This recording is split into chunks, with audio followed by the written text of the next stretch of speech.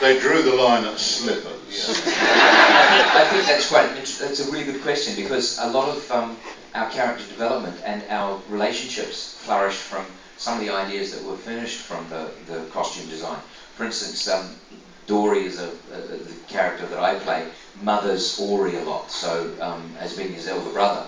So the knitted cardigan and the knitted gloves were probably all knitted by Dori for him, which was something that we played throughout the film with regards to Jed, our middle brother, who would sort of try and get me out of it and say, fuck off.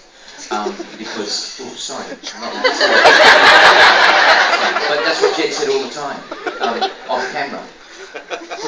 There were practical reasons as well.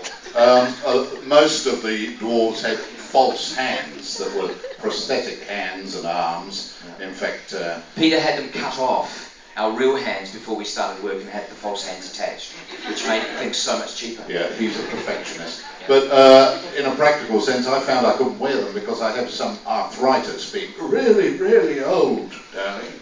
And so they gave me knitted gloves as well, which was great, except when they asked me to use this 2-metre long staff, and I couldn't quite get a grip on it.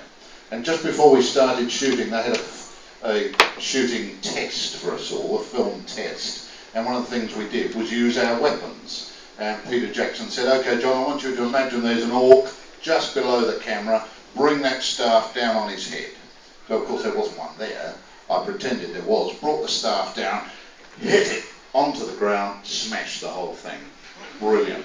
And I mentioned this to my stunt man just a couple of weeks later. He said, John, we're 2 weeks in, I've lost 4 of them already. And we've got a question.